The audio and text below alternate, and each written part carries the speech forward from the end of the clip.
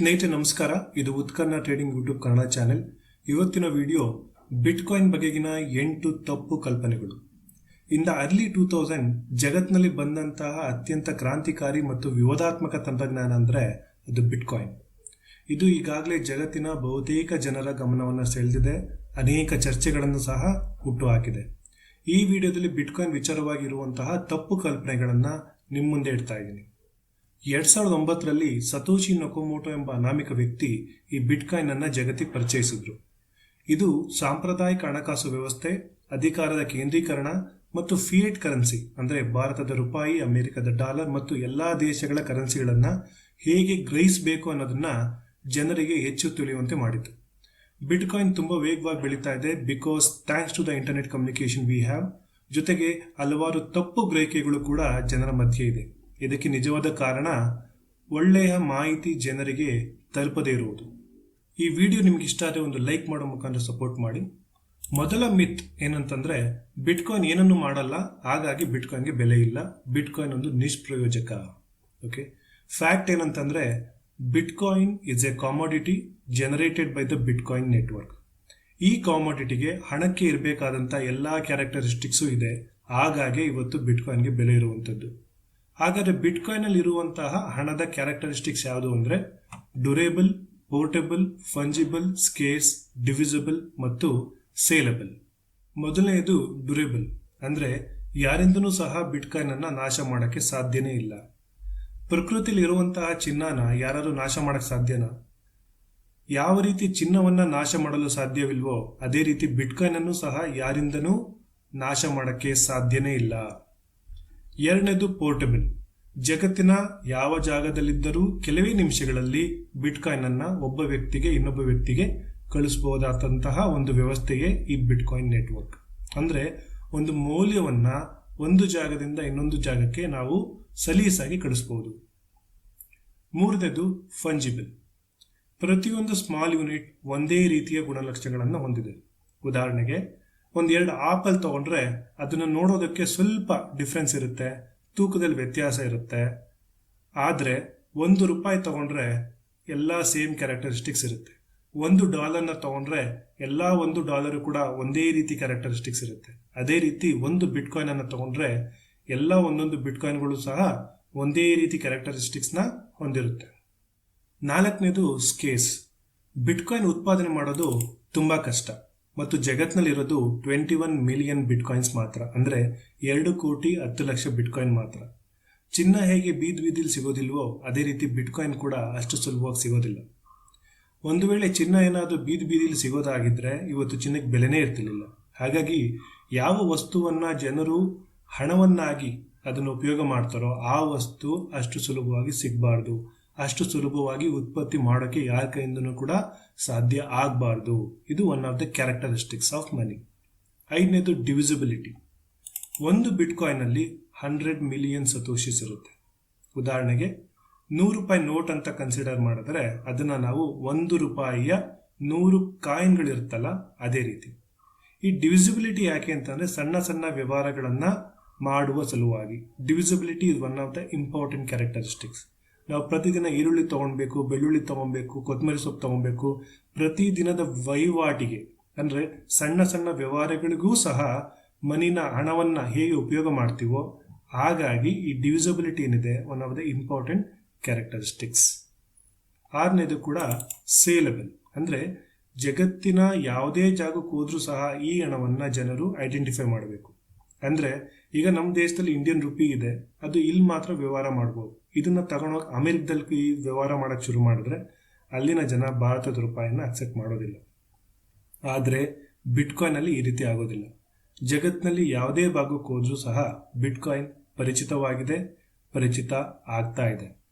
ಈಗಲೂ ಕೂಡ ವಿವಿಧ ದೇಶಗಳಲ್ಲಿ ಅಂದ್ರೆ ಬಹುತೇಕ ದೇಶಗಳಲ್ಲಿ ಹೇಳ್ಬೋದು there are buyers, there are sellers of bitcoin.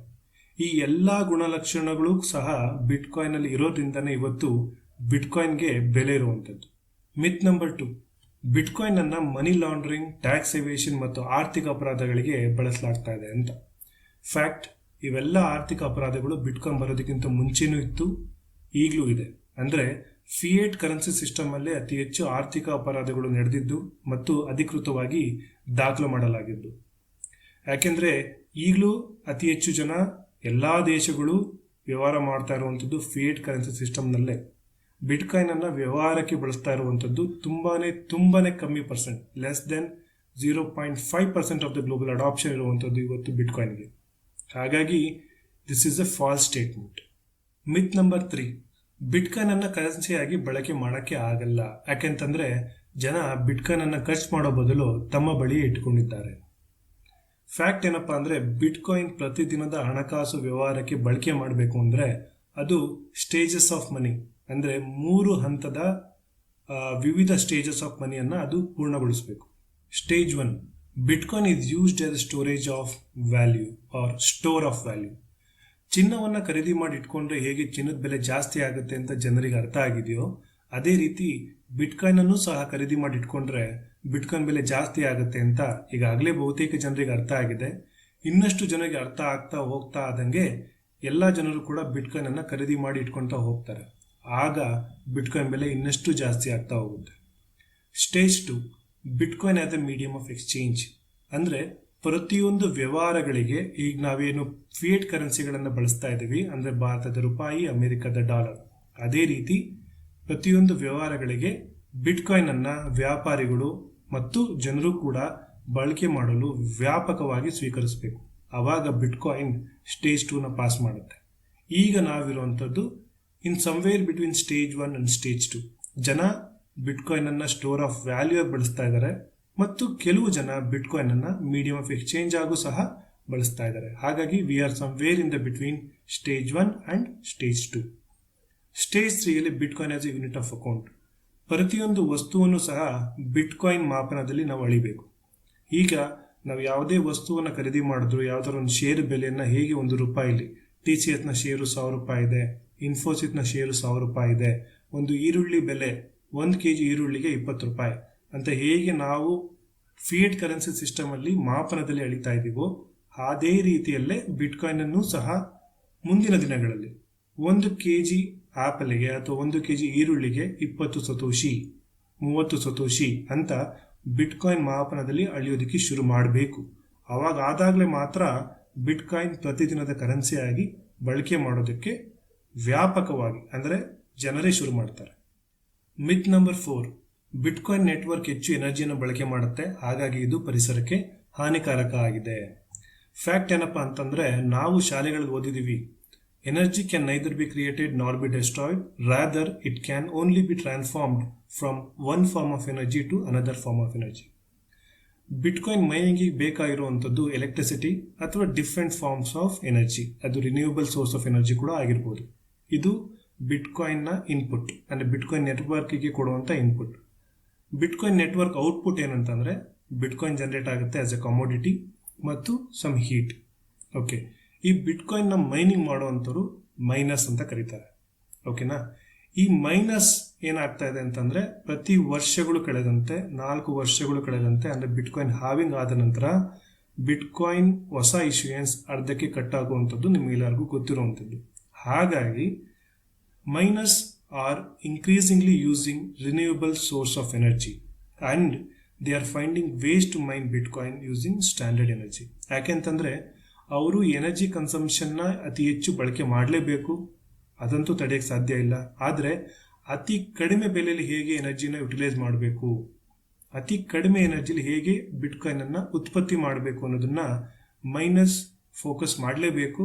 Innovations ಕಡೆ ಅವ್ರ ಮುಖ ಮಾಡಲೇಬೇಕು. ಇಲ್ಲ ಅಂತಂದ್ರೆ ಅವರು ಬಿಟ್ಕಾಯಿನ್ ಮೈನಿಂಗ್ ಇಂಡಸ್ಟ್ರಿಯಿಂದ ಆಚೆಗುಳಿಬೇಕಾಗತ್ತೆ, ಇಲ್ಲಾಂದ್ರೆ ಒಂದಿನ ಅವರು ದಿವಾಳಿ ಆಗ್ತಾರೆ. Okay, hence companies are also working to produce more energy efficient mining equipments. Because cost of mining ಕಮ್ಮಿ ಆದ್ರೆ ಪ್ರಾಫಿಟೇಬಲ್ ಆಗೋದು ಮೈನಸ್ಗೆ ಅಲ್ವಾ. ಹಾಗಾಗಿ 5ನೇ ಮಿತ್, ಬಿಟ್ಕಾಯಿನ್ ತುಂಬಾ ವಾಲಟೈಲ್ ಇದೆ.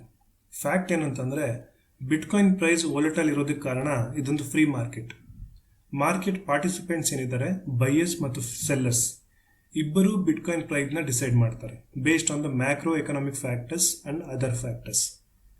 ಬಿಟ್ಕಾಯಿನ್ ಪ್ರೈಸ್ ಮೂವ್ಮೆಂಟ್ ಆ ಸಮಯದಲ್ಲಿನ ಬೈಯರ್ಸ್ ಮತ್ತು ಸೆಲ್ಲರ್ಸ್ ನಡುವಿನ ಈಕ್ಲಿಬ್ರಿಯಂ ಮೇಲೆ ಡಿಪೆಂಡ್ ಆಗಿರುತ್ತೆ. ಹೆಚ್ಚು ಜನ ಬಿಟ್ಕಾಯಿನ್ನ ಗುಡ್ ಸ್ಟೋರ್ ಆಫ್ ವ್ಯಾಲ್ಯೂ ಅಂತ ಅಂದ್ಕೊಂಡು ಬಿಟ್ಕಾಯಿನ್ ಖರೀದಿ ಮಾಡಿದ್ರೆ ಬಿಟ್ಕಾಯಿನ್ ಬೆಲೆ ಜಾಸ್ತಿ ಆಗುತ್ತೆ. ಹೆಚ್ಚು ಜನ ಬಿಟ್ಕಾಯಿನ್ ಬೆಲೆ ಜಾಸ್ತಿ ಆಗಿದೆ, ಇಟ್ ಈಸ್ ಓವರ್ ವ್ಯಾಲ್ಯೂಡ್ ಅಂತ ಅಂದ್ಕೊಂಡ್ರೆ ಅವರು ತಮ್ಮ ಬಿಟ್ಕಾಯಿನ್ ಅನ್ನು ಸೆಲ್ ಮಾಡ್ತಾರೆ, ಆಗ ಬಿಟ್ಕಾಯಿನ್ ಬೆಲೆ ಕಮ್ಮಿ ಆಗುತ್ತೆ. ಈ ಬೈಯಿಂಗ್ ಮತ್ತು ಸೆಲ್ಲಿಂಗ್ನ ಕಂಟ್ರೋಲ್ ಮಾಡೋಕ್ಕೆ ಸಾಧ್ಯ ಇಲ್ಲ, ಯಾಕೆಂದರೆ ಇದು ಫ್ರೀ ಮಾರ್ಕೆಟ್. ಬಿಟ್ಕಾಯಿನ್ ತುಂಬ ವಾಲಟೈಲ್ ಇದೆ ಅಂತ ಹೇಳೋರೆಲ್ಲ 1 ತಿಂಗಳಿಗೆ 2 ತಿಂಗಳಿಗೆ 6 ತಿಂಗಳಿಗೆ ಅಥವಾ 1-2 ವರ್ಷದಲ್ಲೇ ಬಿಟ್ಕಾಯಿನ್ ಬೆಲೆ ಜಾಸ್ತಿ ಆಗಬೇಕು, ನಾನು ಹೂಡಿಕೆ ಮಾಡಿರ್ತಕ್ಕಂಥ ಹಣ ಜಾಸ್ತಿ ಆಗಬೇಕು ಅಂತ ಅಂದ್ಕೊಂಡಿರೋಂಥವ್ರೆ ಜಾಸ್ತಿ. ವೋಲಟಾಲಿಟಿನ ಬೀಟ್ ಮಾಡಬೇಕು ಅಂತಂದರೆ ನಾವು ಯಾವ ಹಣವನ್ನು ಬಿಟ್ಕಾಯಿನಲ್ಲಿ ಇನ್ವೆಸ್ಟ್ ಮಾಡಬೇಕು ಅಥವಾ ಹಣವನ್ನು ಕನ್ವರ್ಟ್ ಮಾಡಬೇಕು ಬಿಟ್ಕಾಯಿನ್ ಕರೆನ್ಸಿಗೆ ಅಂತಂದರೆ ಆ ಹಣವನ್ನು ನಾವು ಮುಂದಿನ 5-6 ವರ್ಷಗಳ ಕಾಲ ಬಳಕೆ ಮಾಡ್ದಲೇ ಇರುವಂಥ ಹಣವನ್ನು ಬಿಟ್ಕಾಯಿನಿಗೆ ಕನ್ವರ್ಟ್ ಮಾಡ್ಕೊಬೇಕು. ಹಾಗಾದಾಗ ಮಾತ್ರ ಬಿಟ್ಕಾಯಿನಲ್ಲಿರುವಂಥ ಅಡ್ವಾಂಟೇಜ್ನ ನಾವು ಬಳಕೆ ಮಾಡೋಕ್ಕೆ ಸಾಧ್ಯ ಆಗುವಂಥದ್ದು. ಶಾರ್ಟರ್ ಟೈಮ್ನ ಡ್ಯುರೇಷನ್ಸ್ನಲ್ಲಿರುವಂತಹ ಪ್ರಾಫಿಟಬಿಲಿಟಿನ ಬಿಡಿ, ಲಾಂಗ್ ಟರ್ಮ್ ಹರಿಜಾನ್ನ ಯೋಚನೆ ಮಾಡಿ. Because in the long term bitcoin ಬೆಲೆ ಜಾಸ್ತಿ ಹೋಗ್ತಾನೆ ಇರುತ್ತೆ. Myth number 6, bitcoin is a ponzi scheme. Fact ಏನಪ್ಪ ಅಂದರೆ ಬಿಟ್ಕಾಯಿನ್ ಅಂತೂ ಪೊನ್ಸಿ ಸ್ಕೀಮ್ ಅಲ್ವೇ ಅಲ್ಲ. ಇದರ ಬಗ್ಗೆ ಸಂಪೂರ್ಣವಾದ ಮಾಹಿತಿಯನ್ನು ಬಿಟ್ಕಾಯಿನ್ ಎಂದರೇನು ಭಾಗ 1 ಈ ವಿಡಿಯೋದಲ್ಲಿ ಸಂಪೂರ್ಣ ವಿವರದೊಂದಿಗೆ ಎಕ್ಸ್ಪ್ಲೇನ್ ಮಾಡಿದ್ದೀನಿ, ನೋಡಿ. ಮತ್ತೆ ಸಂಕ್ಷಿಪ್ತವಾಗಿ ಹೇಳಬೇಕು ಅಂತಂದರೆ ಪೊನ್ಸಿ ಸ್ಕೀಮ್ಸ್ ಅಂದರೆ ಏನು? ಪೊನ್ಸಿ ಸ್ಕೀಮ್ ಯೂಶಲಿ ಟ್ರಾನ್ಸ್ಪರೆಂಟ್ ಇರೋದಿಲ್ಲ. ಮತ್ತು ಈ ಪೊನ್ಸಿ ಸ್ಕೀಮ್ನ ಯಾರೆಲ್ಲ ನಡೆಸ್ತಾರಲ್ಲ ಅವರು ವಹಿವಾಟು ಹೇಗೆ ನಡೆಸ್ತಾ ಇದ್ದಾರೆ ಅಂತ ಯಾರಿಗೂ ಗೊತ್ತೇ ಆಗೋದಿಲ್ಲ. But bitcoin is just exactly opposite. Bitcoin ನೆಟ್ವರ್ಕಲ್ಲಿ ಏನೇನು ನಡೀತಾ ಇದೆ, ಪ್ರತಿಯೊಂದು ಬಿಟ್ಕಾಯಿನ್ ಬ್ಲಾಕನ್ನು ಯಾರು ಮೈನ್ ಮಾಡ್ತಿದ್ದಾರೆ, ಅದರಲ್ಲಿ ಎಷ್ಟು ಬಿಟ್ಕಾಯಿನ್ ಬರ್ತಾ ಇದೆ, ಎಷ್ಟು ಸಬ್ಸಿಡಿ ಬರ್ತಾ ಇದೆ, ಯಾರು ಯಾರಿಗೆ ಬಿಟ್ಕಾಯಿನನ್ನು ವರ್ಗಾವಣೆ ಮಾಡ್ತಾ ಇದ್ದಾರೆ, ಅಂದರೆ ಪ್ರತಿಯೊಬ್ಬರ ಡೀಟೇಲ್ ಗೊತ್ತಾಗೋದಿಲ್ಲ, ಮತ್ತು ಹೇಗೆ ವಹಿವಾಟು ನಡೀತಾ ಇದೆ ಅಂತೇಳಿ ಬಿಟ್ಕಾಯಿನ್ ನೆಟ್ವರ್ಕಲ್ಲಿ ಸಂಪೂರ್ಣವಾಗಿ ದಾಖಲಾಗಿದೆ. ಮೊದಲ ಬಿಟ್ಕಾಯಿನ್ ಬ್ಲಾಕ್ ಅಂದರೆ ಜೆನೆಸಿಸ್ ಬ್ಲಾಕನ್ನು ಏನು ಮೈನ್ ಮಾಡಿದ್ದು ಸತೋಶಿ ನಕೊಮೋಟೋ, ಅಲ್ಲಿಂದ ಇಲ್ಲಿವರೆಗೆ ನಡೀತಾ ಇರ್ತಕ್ಕಂಥ ಬಿಟ್ಕಾಯಿನ್ ಬ್ಲಾಕಿನ ಎಲ್ಲ ಟ್ರಾನ್ಸಾಕ್ಷನ್ಸ್ ಕೂಡ ಬಿಟ್ಕಾಯಿನ್ ನೆಟ್ವರ್ಕಲ್ಲಿ ದಾಖಲಾಗಿದೆ. ಹಾಗಾಗಿ ಬಿಟ್ಕಾಯಿನ್ ಒಂದು ಸಂಪೂರ್ಣ ಪಾರದರ್ಶಕತೆಯಿಂದ ಕೂಡಿರ್ತಕ್ಕಂಥ ನೆಟ್ವರ್ಕ್ ಆಗಿರೋದ್ರಿಂದ ಇದನ್ನು ಪೊನ್ಸಿ ಸ್ಕೀಮ್ ಅಂತ ಕರೆಯೋದಕ್ಕೆ ಸಾಧ್ಯನೇ ಇಲ್ಲ. ಆಮೇಲೆ ಒಂದಂತೂ ತಿಳ್ಕೊಂಡಿರಬೇಕು, bitcoin does not promise returns to anybody. Okay, ponzi ಸ್ಕೀಮಲ್ಲಿ ಏನಾಗುತ್ತೆ, ನೀವು ನಂಗೆ ಹಣ ಕೊಡಿ ಅದನ್ನು ನಾವು ದುಪ್ಪಟ್ಟು ಮಾಡ್ತೀವಿ ಅಂತ ಹೇಳ್ತಾರೆ. ಬೆಂಗಳೂರಲ್ಲಿ ನಡೆದಿರ್ತಕ್ಕಂಥ IMA ಸ್ಕ್ಯಾಮ್ ಆಗಿರ್ಬೋದು, ನಿಮ್ಮ ಹಣನ ಹೂಡಿಕೆ ಮಾಡಿ ನಾವು ಹಲಾಲ್ ಹಣವನ್ನು ನಾವು ಡಬಲ್ ಮಾಡ್ತೀವಿ ಅಂತೇಳಿ ಎಷ್ಟೋ ಜನ ಮುಸ್ಲಿಮ್ಸಿಗೆ ಟೋಪಿ ಹಾಕಿದ್ದಾರೆ. ಅದೇ ರೀತಿ ಬೇರೆ ಬೇರೆ ರಿಲಿಜಿಯನ್ಸ್ ಅಂದರೆ ಇರ್ರೆಸ್ಪೆಕ್ಟಿವ್ ಆಫ್ ದ ಪೀಪಲ್, ಓಕೆನಾ, ನಮ್ಮ ದೇಶ ಆಗಿರ್ಬೋದು ಬೇರೆ ದೇಶ ಆಗಿರ್ಬೋದು, ಪೊನ್ಸಿ ಸ್ಕೀಮ್ಗಳಲ್ಲಿ ಇನ್ವೆಸ್ಟ್ ಮಾಡ್ತಾ ಇದ್ದಾರೆ, ಅವ್ರ ದುಡ್ಡನ್ನು ಕಳ್ಕೊಳ್ತಾ ಇದ್ದಾರೆ. ಯಾಕೆ ಅಂತಂದರೆ ಆ ಒಂದು ಪೊನ್ಸಿ ಸ್ಕೀಮ್ ಜನರಿಗೆ ರಿಟರ್ನ್ಸ್ನ ಜನರೇಟ್ ಮಾಡುತ್ತೆ ಅಂತ ಹೇಳಿ ಅವರು ಪ್ರಾಮಿಸ್ನ ಮಾಡ್ತಾರೆ. ಆದರೆ ಬಿಟ್ಕಾಯಿನ್ ನೆಟ್ವರ್ಕ್ ಆಗಲಿ ಬಿಟ್ಕಾಯಿನ್ ಆಗಲಿ ಯಾರಿಗೂ ಕೂಡ ನಾವು ಈ ರಿಟರ್ನ್ಸ್ ಕೊಡ್ತೀವಿ ಅಂತ ಬಿಟ್ಕಾಯಿನ್ ಹೇಳಿಲ್ಲ, ಹೇಳೋದು ಇಲ್ಲ. Bitcoin is a software, code ಆಗಿದೆ, ರನ್ ಆಗ್ತಾ ಇದೆ ಅಷ್ಟೇ. All we know is eventually the value of the Bitcoin will rise if demand exceeds supply. Myth number 7, bitcoin ಅರ್ಥ ಮಾಡ್ಕೊಳ್ಳೋದು ತುಂಬ ಕಷ್ಟ. ಫ್ಯಾಕ್ಟ್ ಏನಂತಂದರೆ bitcoin is not complicated as people think, ಓಕೆನಾ. ಬಿಟ್ಕಾಯಿನ್ನ ಖರೀದಿ ಮಾಡೋದು, ಬಿಟ್ಕಾಯಿನ್ನ ಸ್ಟೋರ್ ಮಾಡೋದು, ಬಿಟ್ಕಾಯಿನ್ನ ಸೆಲ್ಫ್ ಕಸ್ಟಡಿ ತೊಗೊಳ್ಳೋದು ತುಂಬಾ ಸಿಂಪಲ್. ಆದರೆ ಅದನ್ನು ಅರ್ಥ ಮಾಡ್ಕೊಬೇಕು, ಅದು ಹೇಗೆ ಮಾಡೋದು ಅಂತ. ಒಂದ್ಸಲಿ ಅರ್ಥ ಮಾಡ್ಕೊಂಡ್ರೆ it will be very easy. But bitcoin ಒಂದು ಸಾಫ್ಟ್ವೇರ್ ಆಗಿರೋದ್ರಿಂದ ಯಾವ ಟೂಲ್ಸ್ನ ಬಳಕೆ ಮಾಡಬೇಕು, ಯಾವ ಸಾಫ್ಟ್ವೇರ್ನ ಬಳಕೆ ಮಾಡಬೇಕು, ಬಿಟ್ಕಾಯಿನ್ ನೆಟ್ವರ್ಕಿಗೆ ರಿಕ್ವೆಸ್ಟ್ ಹೇಗೆ ಕಳಿಸ್ಬೇಕು, ರೆಸ್ಪಾನ್ಸ್ ಹೇಗೆ ಬರಬೇಕು ಅನ್ನೋದನ್ನು ಅರ್ಥ ಮಾಡ್ಕೊಳ್ಳೋದಕ್ಕೆ ಹಲವಾರು ಗಂಟೆಗಳ ಪರಿಶ್ರಮವನ್ನು ಕೊಡಲೇಬೇಕಾಗುತ್ತೆ. ಸೊ ತುಂಬ ಜನ ಬಿಟ್ಕಾಯಿನ್ ಅರ್ಥ ಮಾಡ್ಕೊಳ್ಳೋಕೆ ಸಮಯನೇ ಕೊಡೋದಿಲ್ಲ. ಹಾಗಾಗಿ this can be seen as an opportunity, ಓಕೆನಾ, which in my opinion the bitcoin is still cheap. ಹಾಗಾಗಿ global adoption is less than 0.5% ಇದೆ. So less than 0.5% global adoption ಇದ್ದಿದ್ದಕ್ಕೇ ಬಿಟ್ಕಾಯಿನ್ ಬೆಲೆ ಇಷ್ಟು ಜಾಸ್ತಿ ಆಗಿದೆ ಅಂತಂದರೆ ಬಿಟ್ಕಾಯಿನ್ ಅಡಾಪ್ಷನ್ 2%, 5%, 10% ಮತ್ತು ಓವರ್ ಆಲ್ ಒಂದು ದೇಶ ಮತ್ತು ದೇಶದಲ್ಲಿ ಇರ್ತಕ್ಕಂಥ ಜನ ಅಡಾಪ್ಟ್ ಮಾಡೋಕ್ಕೆ ಶುರು ಮಾಡಿದ ಬಿಟ್ಕಾಯಿನ್ ಬೆಲೆ ಇನ್ನೆಷ್ಟು ಜಾಸ್ತಿ ಆಗುತ್ತೆ ಅಂತ ವಿಚಾರ ಮಾಡಬೇಕು. ಮಿತ್ ನಂಬರ್ 8, ಸಮಾಜಕ್ಕೆ ಬಿಟ್ಕಾಯಿನ್ ಕೊಡುಗೆ ಏನೂ ಇಲ್ಲ. ಜಾಗತಿಕ ಮಟ್ಟದಲ್ಲಿ ಅಮೆರಿಕದ ಡಾಲರ್ ಶಕ್ತಿಶಾಲಿ ಆಗಿರುವುದು ನಿಮಗೆಲ್ಲರಿಗೂ ಗೊತ್ತಿರುವಂಥದ್ದು. ಈ ಡಾಲರ್ನ ಕ್ರಿಯೇಟ್ ಮತ್ತು ಕಂಟ್ರೋಲ್ ಮಾಡ್ತಾ ಇರೋದು ಕೆಲವು ವ್ಯಕ್ತಿಗಳು.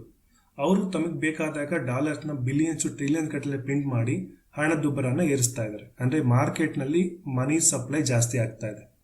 ಇದರಿಂದ ಜನಸಾಮಾನ್ಯರು ಕಷ್ಟಪಟ್ಟು ದುಡಿದಂಥ ದುಡ್ಡಿನ ಮೌಲ್ಯ ಕಮ್ಮಿ ಆಗ್ತಾ ಇದೆ. ಹಣದುಬ್ಬರ ಎಷ್ಟು ಕೆಟ್ಟದ್ದು ಅಂದರೆ ಈ ಹಣದುಬ್ಬರ ಅಂದರೆ ಏನು ಅಂತ ಅರ್ಥ ಮಾಡ್ಕೊಂಡ್ರೆ ಮಾತ್ರ ಅರ್ಥ ಆಗೋದು. ಹಾಗಾಗಿ ಇದನ್ನು ತಡೆಯಲು 2009-8ರಲ್ಲಿ ಅನ್ವೇಷಣೆಗೊಂಡಿದ್ದೆ ಬಿಟ್ಕಾಯಿನ್. ಸೊ ಇನ್ ಜನರಲ್ ಆಗಿ ಹೇಳಬೇಕು ಅಂತಂದರೆ ಬಿಟ್ಕಾಯಿನ್ ಒಂದು important asset. It's a hard money which humans have ever discovered. ಇವತ್ತಿನ ಮಟ್ಟಿಗೆ ಬಿಟ್ಕಾಯಿನ್ನ global adoption is less than 0.5%. ನೀವು ಈ ವಿಡಿಯೋನ ನೋಡ್ತಾ ಇದ್ರೆ ಈಗಲೂ ಕೂಡ ನೀವು ಬಿಟ್ಕಾಯಿನ್ ಖರೀದಿ ಮಾಡಿದ್ರೆ ಬಹುತೇಕ ಜನರಿಗಿಂತ ಮುಂಚೆ ಇರ್ತೀರಿ. ಬಿಟ್ಕಾಯಿನ್ ಬಗ್ಗೆ ವಸ್ತುನಿಷ್ಠವಾಗಿ ಕಲಿಯುವ ಆಸಕ್ತಿ ನಿಮಗಿದ್ರೆ ಬಿಟ್ಕಾಯಿನ್ ಎಜುಕೇಶನ್ ಕ್ಲಬ್ನ ಸೇರಿ. ಈ 3 ತಿಂಗಳ ಬಿಟ್ಕಾಯಿನ್ ಕೋರ್ಸ್ನಲ್ಲಿ ಬಿಟ್ಕಾಯಿನ್ ಬಗೆಗಿನ ಎಲ್ಲ ಮಾಹಿತಿಗಳು, ಬಿಟ್ಕಾಯಿನ್ ಹೇಗೆ ಖರೀದಿ ಮಾಡಬೇಕು, ಯಾವ ಎಕ್ಸ್ಚೇಂಜ್ನ ಬಳಕೆ ಮಾಡಬೇಕು, ಯಾವ ವ್ಯಾಲೆಟ್ನ ಯೂಸ್ ಮಾಡಬೇಕು, ಯಾವ ಸಾಫ್ಟ್ವೇರ್ನ ಯೂಸ್ ಮಾಡಬೇಕು, ಬಿಟ್ಕಾಯಿನ್ ನೆಟ್ವರ್ಕ್ಗೆ ರಿಕ್ವೆಸ್ಟ್ ಹೇಗೆ ಕಳಿಸ್ಬೇಕು, ರೆಸ್ಪಾನ್ಸ್ ಹೇಗೆ ಅನಾಲಿಸಿಸ್ ಮಾಡಬೇಕು, ನಿಮ್ಮ ಎಲ್ಲ ಪ್ರಶ್ನೆಗಳಿಗೆ ಉತ್ತರಗಳನ್ನು 1:1 ಮೆಂಟರ್ಶಿಪ್ ಮುಖಾಂತರ ಈ ಕೋರ್ಸ್ ಮುಗಿದ ನಂತರವೂ ಸಹ ಪ್ರಮುಖ ವಿಚಾರಗಳು ನಿಮಗೆ ಸಿಗುತ್ತಾ ಹೋಗುತ್ತದೆ. ಆಸಕ್ತಿ ಇದ್ದವರು 9019758748ಗೆ ಮೆಸೇಜ್ ಮಾಡಿ ಜಾಯ್ನ್ ಆಗಿ. ಧನ್ಯವಾದಗಳು.